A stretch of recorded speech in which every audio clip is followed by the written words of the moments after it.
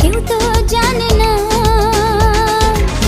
মনই জানে যে কার নাম মনেতে লেখা আছে, কেউ তা জানে না।